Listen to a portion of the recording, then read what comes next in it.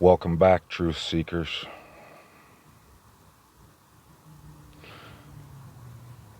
In the last video, well, in a lot of my videos, we've been discussing the significance and understanding that the word is a riddle,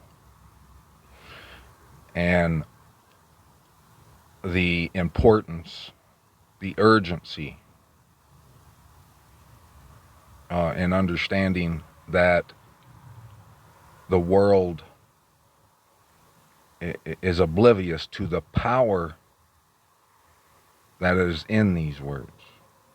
The last video we read about the arm. Look right here in Isaiah 51, verse 9. It says, "Awake, awake, put on strength, O arm of Yahuwah." And look, and all around here in Isaiah and Jeremiah, all the prophets, it's saying things like this. What it says here in verse 11, "And let the ransomed of Yahuwah return, and they shall come to Sion with singing, with everlasting joy on their heads. Let them attain joy and gladness, sorrow and sighing shall flee away." The whole word, all of Scripture is telling us that we need to understand the way the Most High talks and what His words mean. The world is oblivious to what these words mean and what the word is saying. And a good example of that is the wedding feast. What's your idea? What does the wedding feast look like to you?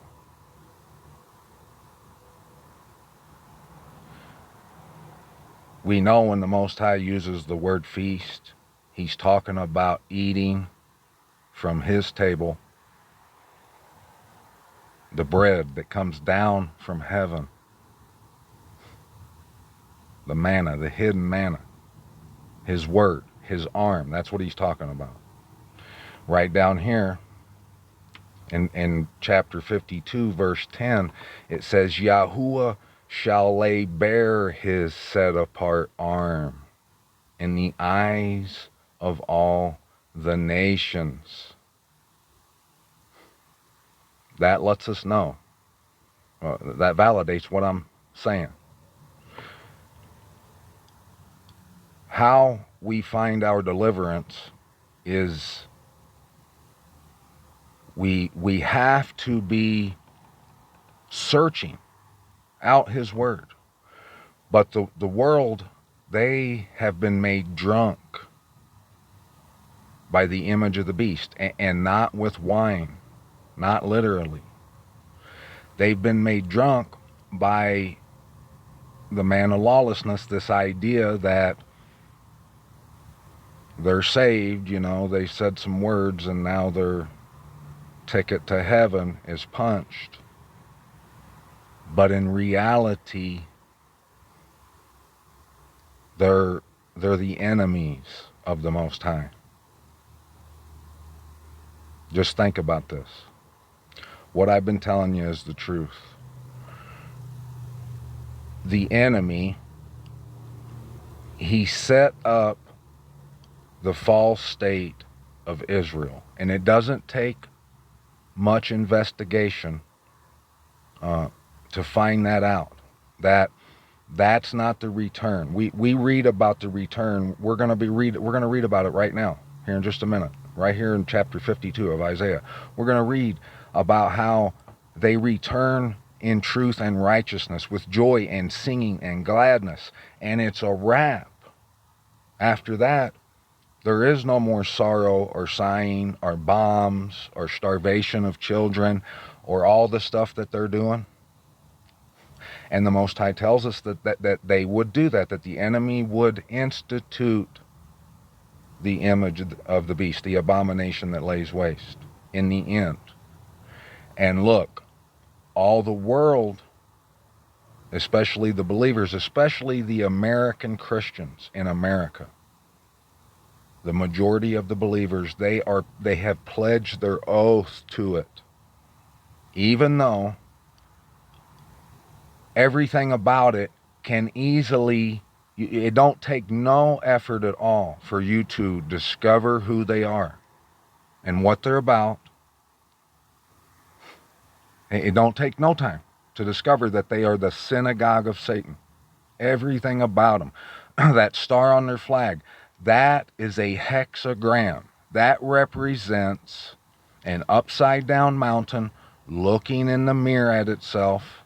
It's like Dr. Jekyll and Mr. Hyde. It's the yin yang. It represents the tree of the knowledge of good and evil. And I've laid out all the facts. Anytime you want to come talk about it with me, I can't cover it all right here in this video. I can't tell you every detail about it, but I can if you come and ask me. No doubt about it. That's what I'm here for.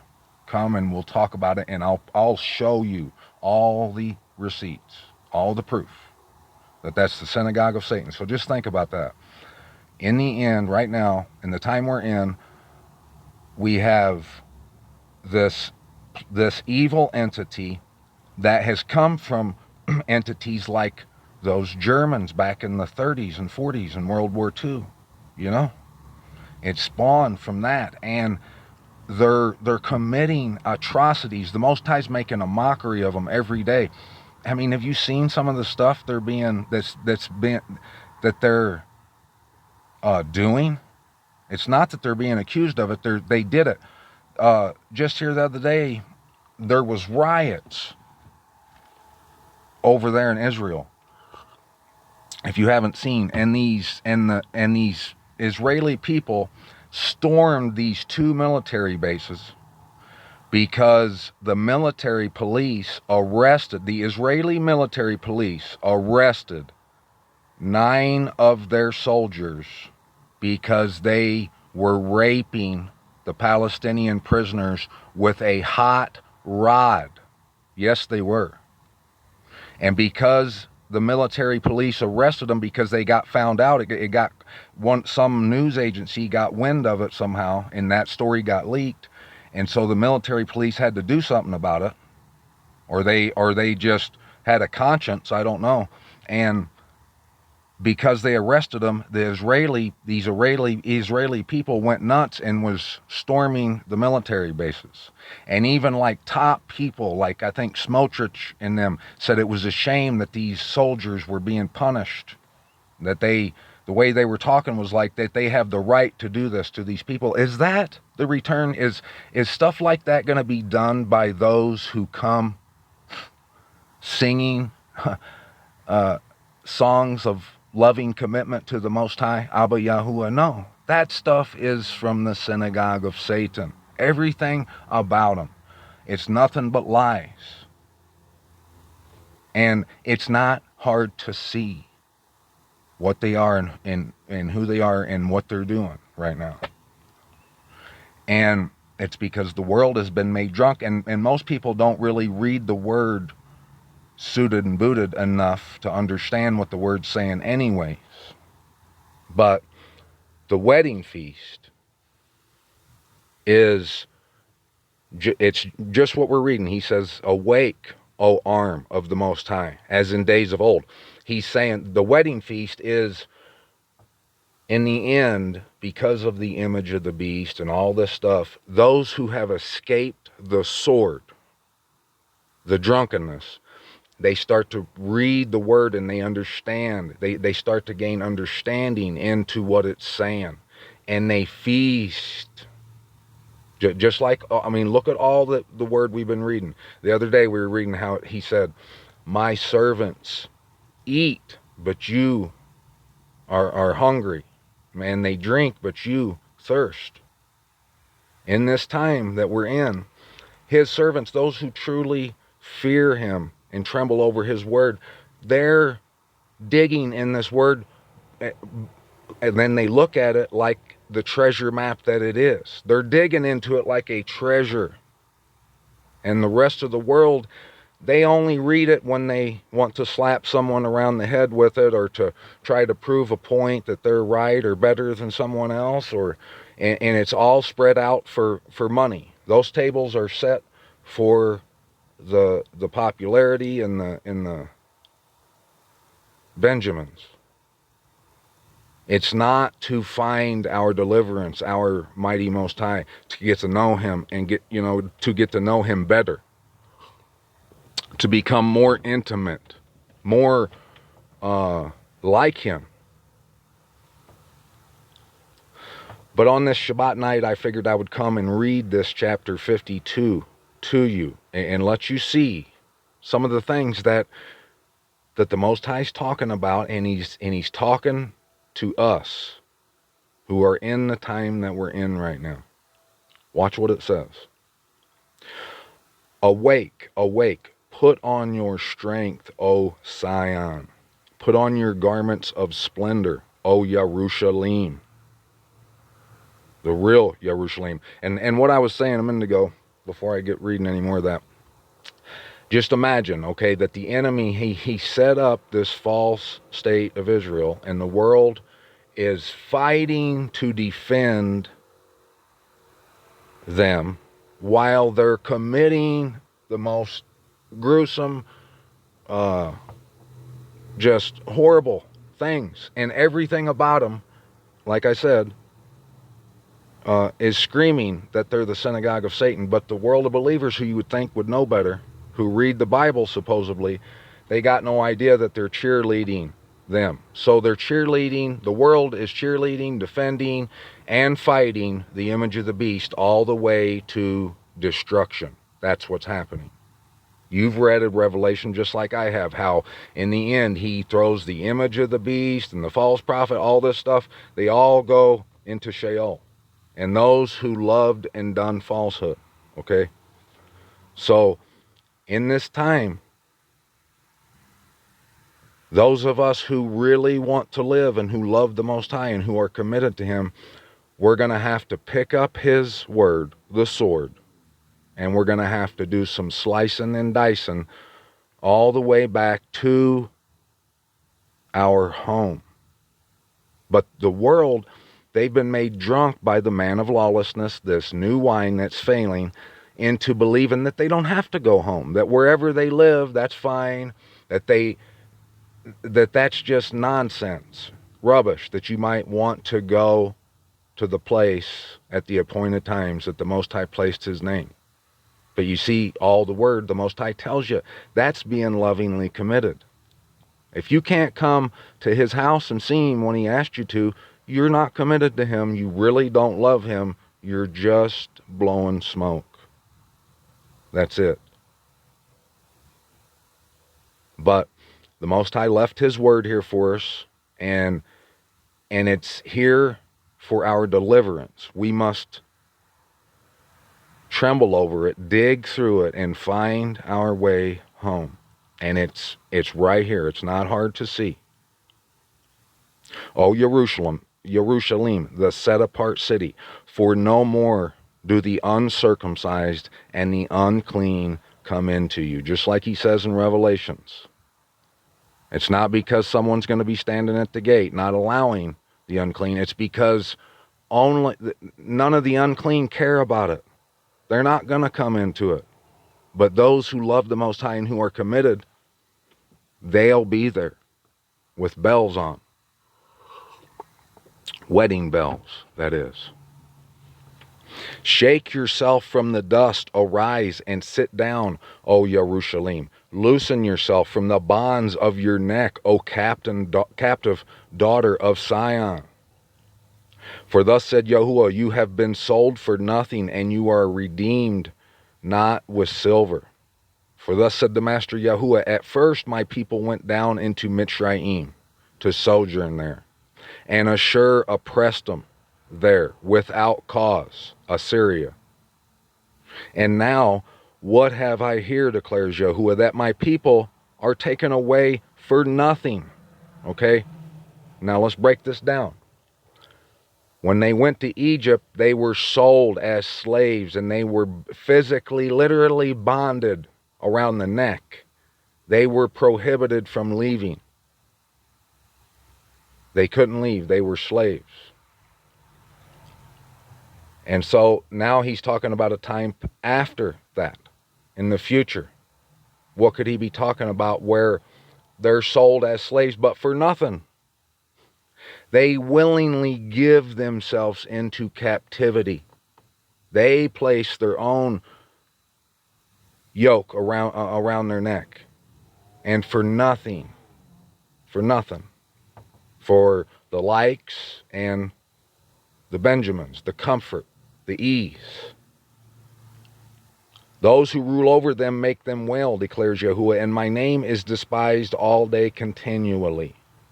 Therefore my people shall know my name in that day, for I am the one who is speaking. See, it is I. When you arrive at to the Most High's true house, because you were lovingly committed, you're going to see all this word that he's been speaking. You're going to see it being fulfilled, coming true in your own life, and you're going to understand that it was him speaking, and that all the rest was BS. Everything that they've sold you has been a lie. They've twisted it. And everything's coming to light. It's coming to a head. I mean, I don't know if you've noticed in the news, but like we're waiting right now for Iran to launch thousands of missiles this time. And they're saying they're not going to telegraph it. And they're just inching further up the escalation ladder every day. But it's not going to go back. It's going to keep moving and creeping until it's at your front door. That's where it's coming. It's coming for your home, wherever you are right now. And it's coming for part of the city, for part of Jerusalem. He tells us that too. That destruction's going to surround his children. But the escape, the deliverance, the salvation, it's only given out in Jerusalem, within those borders. And everywhere in the Word, all through the Word, tells us the same thing, that we better be in his house at the appointed times, and that the wedding feast is us figuring out who Babel and Rahab is, and coming out of her and coming home to our true home.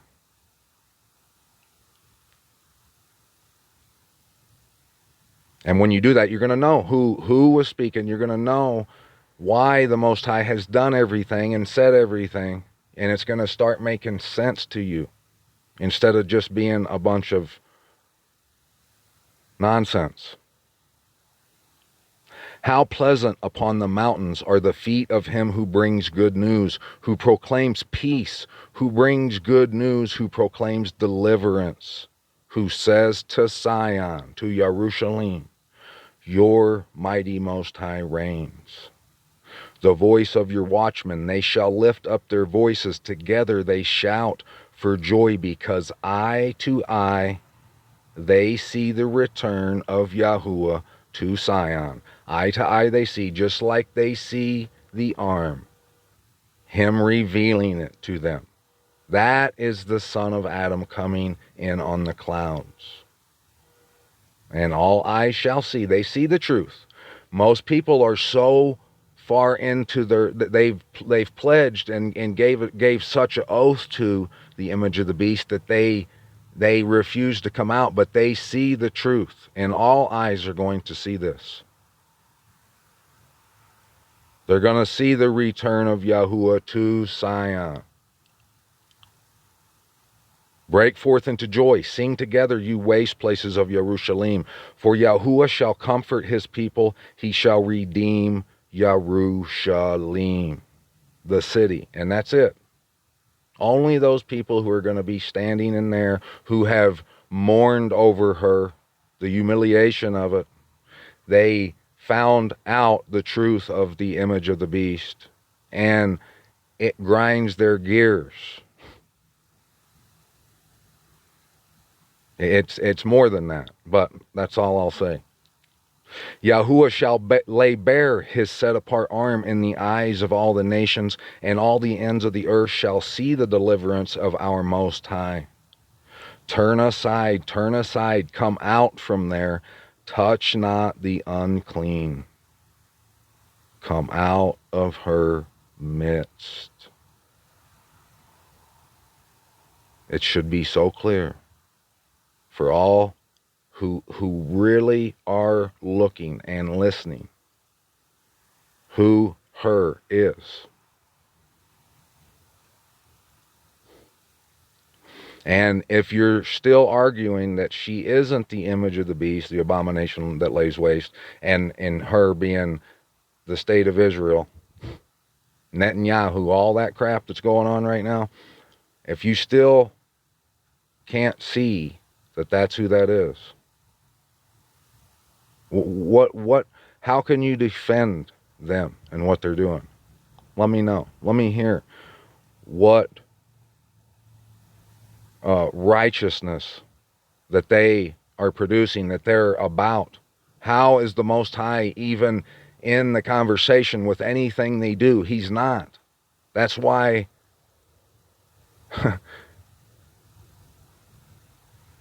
that's why they're being destroyed.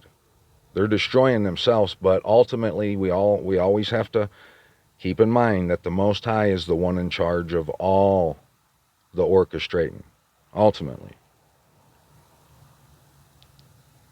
And she set up as a trap, a snare.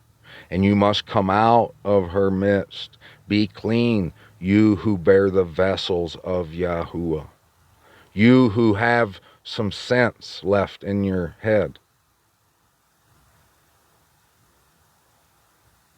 And you call a spade a spade. You see the stuff that they're doing, and you're not so drunk and drunk on ego and popularity and status that you can call what they're doing out, and you can go investigate to see who they are, to see if it's the return or not, and you'll see that it ain't, that it's the image of the beast, and you can come out of her. For you shall not come out in haste, nor go in flight. There's not going to be a rapture. If you go look up the definition of rapture, it'll explain to you what the rapture is. The rapture is when you become head over heels for something, and you're whisked away, and the people around you, anyone around you, they just, one day you're there and the next day you're gone because you met someone that you're crazy about. And everything else gets put on hold. And you're totally invested in that person, in that relationship. Well, that's what the wedding feast looks like. Is us being raptured into loving commitment for the Most High and the place He placed His name, our city, our inheritance. We fight for it like Jacob. We don't refuse it like Esau. We come. We want to show up at the appointed times. We love the Most High and we fear Him. We serve Him. We enter into our rest. And understand, this is all the more proof. I keep telling you and reminding you that if you're afraid of coming, I can guarantee you that once you get here, if you do decide to get in the car and pull it into low and head to your home, when you get here, you'll realize that there was nothing to be afraid of. The Most High has you. For Yahuwah is going before you, and the Most High of Yasharal is your rear guard. And He tells us, wherever the soles of our feet are, wherever we stand, is ours. See, my servant shall work wisely, he shall be exalted and lifted up and very high. As many were astonished at you, so the disfigurement beyond any man's, and his form beyond the sons of men. He shall likewise startle many nations. Sovereigns shut their mouths at him. For what had not been recounted to them, they shall see, and what they had not heard, they shall understand. Understand.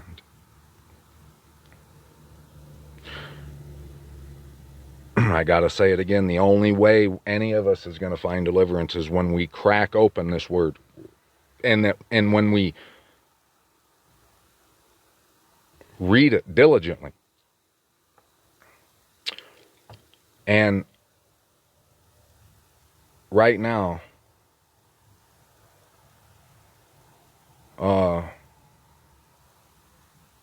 everything we've been seeing the last few years, everything that's happened in the world in the last few years, we've seen it coming before it came. And we understood what's going on. We understand that that's the image of the beast, that they're taking themselves out. We've been investigating all this. We know who they are. But the rest of the world is blind to who they are. And that right there, that fact that that's the way it is, should let you know how much time you have left. You don't have a lot of time. Because we're obviously in the end. And just like when the animals had to come to the ark, Noah had to build the ark and they had to get in, him and his family and all the animals, in order to live. You're going to have to come to the place the Most High placed his name. That's what it means in Revelations when it says that a door was open into heaven and they looked in and could see the ark of the Most High. That's what that means. And the whole word is telling us that. So I hope you come get you some. If you have any questions, come ask me. If not, till next time, Shabbat Shalom.